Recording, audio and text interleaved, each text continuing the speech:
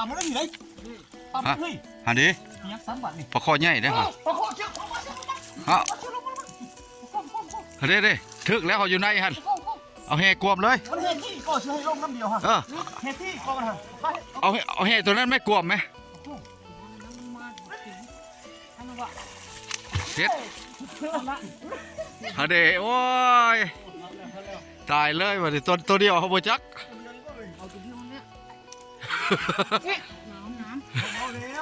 ตายในแห่ที่เนาะตายในแห่ที่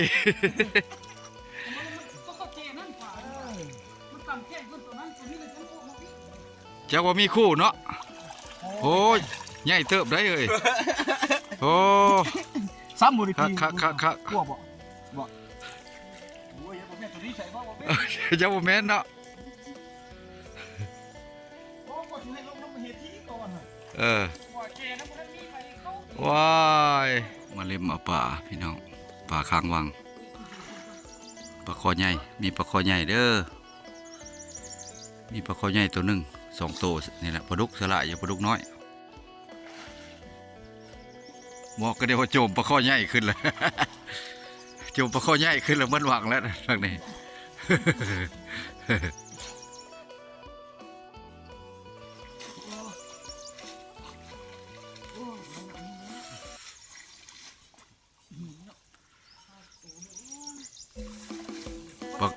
ยอบเอาปลาดุกมาแล้ว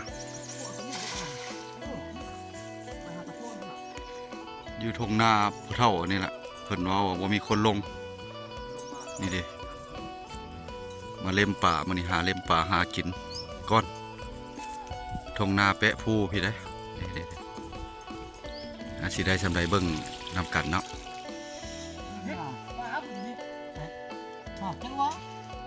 กบไปใส่เนาะไอ้พ่อก็บ่เห็นเนาะกบลง2 ตัวเนาะกบลง2 ตัวบ่เห็น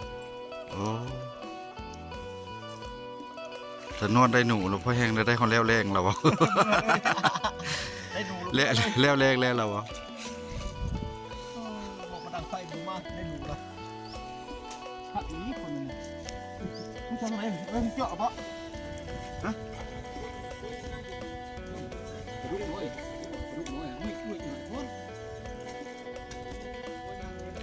บอสบ่อ้ำบ่อายได้ปลาดุกน้อยเลยบอสขึ้นเข้าเนี่ยได้หนูตัวหนึ่ง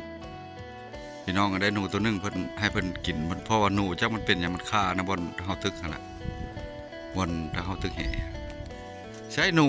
แล้วง่ายบ่นี่โอ้แล้วล่ะแล้วแรกเลยนะโอ้หนูฟุกบ่ฟุกอันนี้โอ้ยังไม่ไหม้เนาะมันสงสัยมันไล่กินป่าเนาะแล้วมันแนวเฮ็ดใส่เพิ่นแล้วมันฆ่าหูนะฮะโอ้ไปชบหัวแกได้อยู่ได้ป่าเสือร้ายเนาะบ่ทันมีคนตึกเนาะน้องนี่เนาะโอ้ป่าขึ้นหลายมาค้างวังเนาะมันมีจะลุกเดี๋ยวลำมาอยู่ป่าบ่มีมันขึ้นมาแต่พุ่นเลยเสียงลงพุ่นเนาะปุ๊นะปลาลูกเอ็นปลาเทิงปลาแหละเบิ่งด้วยกันพี่น้องยังปลาข้อตัวนึงเขาซูนเลยได้เตรียมดังไพ่ขึ้นรถนี่เขาบอกนะปลาข้อใหญ่เขาซูนแล้วพวกนี้ออกไวใช่หรอย่านดอกปืนไทยค่ะ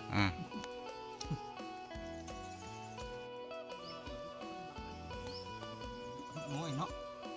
มีแห่ที่แห่อันมองแจ็คเส้นถึง2 เส้นก่อน2 เส้นครึ่งพอดีเพราะในบอสอีแล้วนะเจ๊ค่ะโย่ตำมันได้อยู่ไหนตำเฮ้ยหันดิยักษ์3 บาทนี่ปลาข้อใหญ่ได้ค่ะปลาข้อเชือกฮะเด้ถึกแล้วเขาอยู่ในหันเอาแห่กวมเลยมันเฮที่ก็ซื้อให้ลงน้ำเดียวฮะเฮที่ก็มันฮะเอาแห่ตัวนั้นไม่กวมไหมเฮ็ดฮะเด้โอ้ยตายเลยวันนี้ตัวเดียวเขาบ่จัก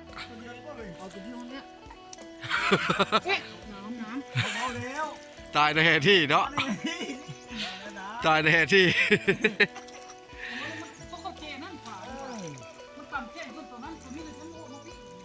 จะว่ามีคู่เนาะโอ้ยใหญ่เติบได้เลยโอ้ย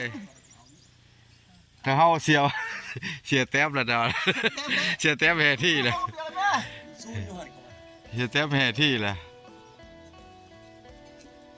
ลง ฮันเดบอสเหรอครับปลาดุกฮะ ฮะ หมอปีแล้วบอกมันอยู่นั่นแหละครบอ่ะครบสับแขนเลยสับแขนอันนี้เนาะ ข่อยเว้าเลยนะมันต้องมานะบอสอันนั้นเนี่ยวะ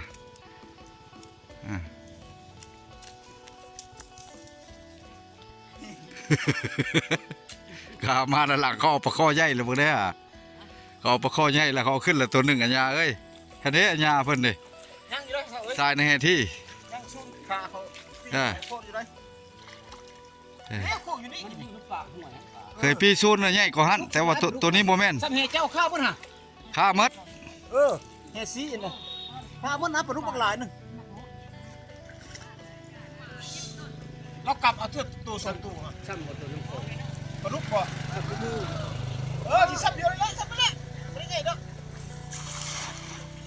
น้องสะดุ้งจะไปแล้วบ่น้องสะดุ้งจะไปแล้ว อย่าเขาเอาแล้วตัวนะฮะ น้องสะทะนุ่งนี่นะ เขาเอาแล้ว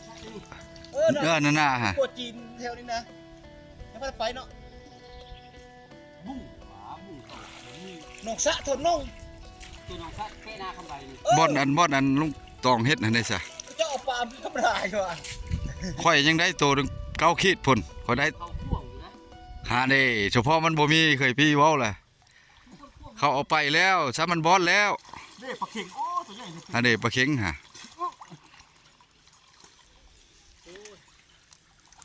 กบลง2 ตัว รถสองตัวนี่ได้ลงอยู่นะ หางบ่ได้จักตัวฮะ ใช่ จะทำมาบ่ มาบอกโอ้จะทำบ้านได้ปลาโคกลูกมาเนาะ เล่มแล้วแล้วซะนี่ฮะ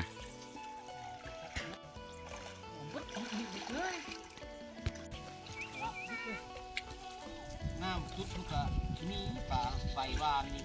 มาเท่านี้ก็สี่ส่วนไปแทนนะเดี๋ยวบุ้งเขาบ่มีนี่พาเดี๋ยวไปเบิ่งไปเท่าไรนี่อันนี้สัตว์อันใต้น้ำคำใบลงไป อยู่หั่นล่ะมันได้บ่หลายปลาบ่ค่าแหน่ะมาบ่งมานี่มาบ่งห้วยเชียงลง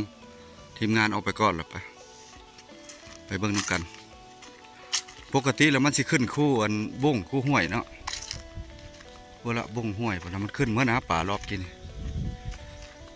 อันนี้มันหาเล่มมาหากินมาเล่มป่าข้างว่างไว้นี่2 คันไก่เติบมาตะบานกับ4-5 ลักนี่แหละก็จะลงทางใดบ้างนะบ่งห้วยนี่แหละคือว่าลิบๆมานี่ลงนี้บ่ลงนี้เนาะ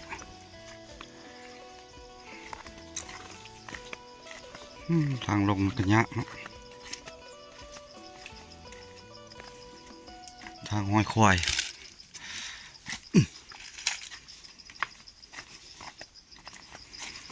แต่เก่าเฉพาะได้อยู่บุกนะไฟไหม้มดเนาะบุกนี่ก็ได้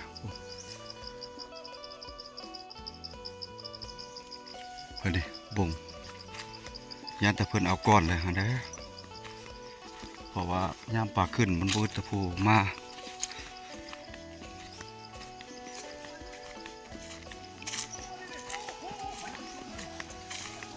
ปลาข้อได้ค่ะปลาข้อได้ค่ะ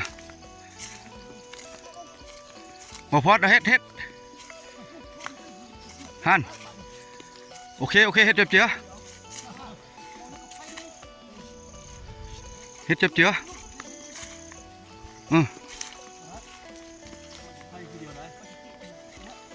โอ้เขายัดแต่เขามาก้อนเนาะน้ำตื้นๆหนึ่งเนาะไพ่บ่โอ้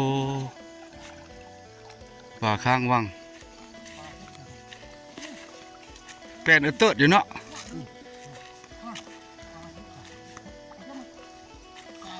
ยัดมีมัด2-3 วังเลยเนาะมันยัดออกหรือเปล่าจ๊ะ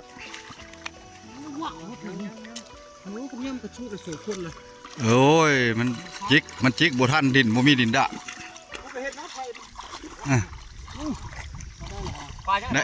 ได้บ่โอ้โอเคแกล้งขึ้นเลย พิ่นได้แล้วเพิ่นได้พ่อบ้านล่ะนี่นี่นี่นี่ได้แล้ว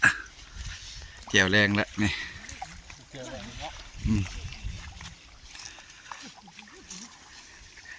โอ้คลุกโลแท้นี่เนาะ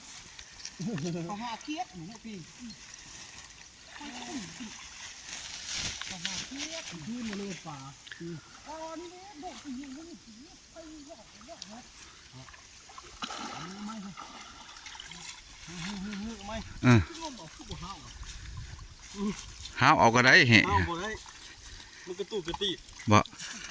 นั่นนี่ได้กบบ่ลงหมดอันนี้ ได้จ้ะได้ชนะ ใส่ปอตัวบักใหญ่นึ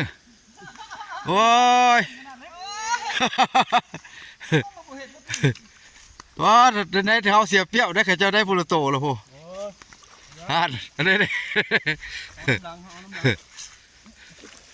ปลาโลปลาบุทึกเป็นตะคักเนาะตะม่วนเนาะเอ้ยมันบอสหมดเราคือว่าคว้างแม่นแท้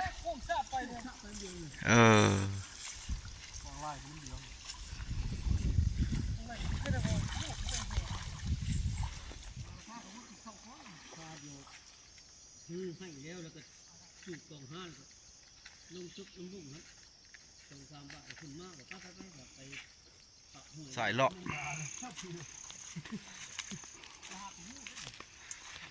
ได้จาก3 ตัวนี่เนาะปน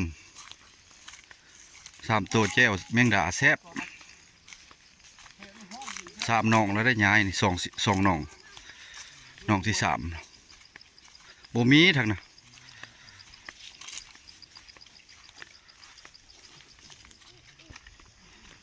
บ่ท่วมดอก